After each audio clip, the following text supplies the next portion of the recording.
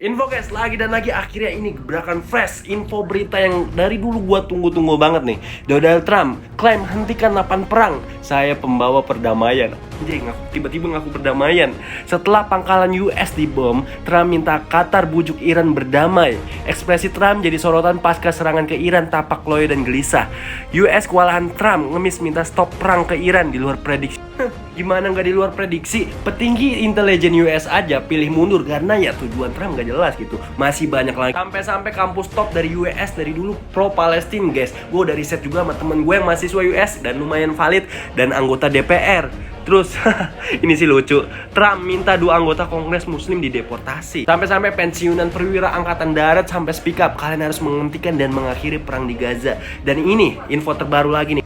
Gokil, dunia udah muak dan mulai sadar sama Trump yang beringas itu nih. Rakyat sudah muak, sekitar 8 juta orang di berbagai wilayah Amerika turun ke jalan untuk demo karena kelakuan Trump yang seenaknya. Akhirnya udah mulai sadar guys. Orang dalam bahkan rakyatnya sendiri. Aksi protes No Kings dimulai 3.000 kota di seluruh Amerika untuk memprotes presiden paling keji dan destruktif dalam sejarah. Yang pasti bukan Trump doang yang panik. Si Netanyahu juga. Netanyahu dikecam masa tak ada tujuan yang jelas dari perang ini. Ratusan demonstran berkumpul untuk memprotes perang Israel US melawan Iran di Tel Aviv. Baru nih guys. Di sisi lain, Di sisi lain guys, aliansi Iran malah bertambah. Houthi siapkan rudal untuk hantam Israel. Juga pastinya khususnya negara mayoritas muslim udah muak nih. Dari Presiden Turki, Netanyahu picu perang dunia kena imbasnya. Iya, pemimpin-pemimpin dunia udah mengkecam Trump dan Netanyahu, bahkan orang-orangnya sendiri nih, orang-orang dalam, bahkan rakyatnya sendiri. Tapi di sisi lain, Indonesia yang PUI-nya nggak ketolongan nih. Lihat nih,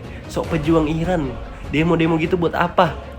Gua sok paling patriotik, padahal mah lu dulu pas lagi krisis-krisis di Indonesia lu tidur kan, gue yakin. Gua dulu mempertaruhkan nyawa untuk menjembatani informasi dan melerai antara polisi dan rakyat. Gue juga pernah terlibat untuk mewakili keputusan rakyat supaya tidak dipropaganda. Dan juga gue bahkan nih ikut berkontribusi untuk negara. Banyak lah, pokoknya nggak bisa diperebutin satu-satu. Dan pertanyaan gue cuma satu, Lu ngapain?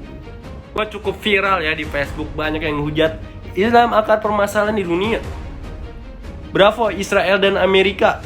Gue bingung, padahal udah gue jelasin di video gue berkali-kali. Ini juga bukan sekedar peperangan agama. Lagian juga nih, di Palestina banyak tempat suci di antara 3 agama guys. Bukan satu agama doang. Banyak juga nih dari negara Europe yang gak setuju sama Amerika. Dan juga ini nih, parahnya Amerika emang parah banget, bengis guys.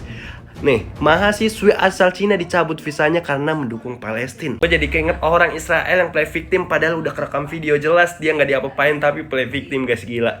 Ini guys, kalian harus tahu ini. Dari sini aja udah jelas siapa yang jahat di sini.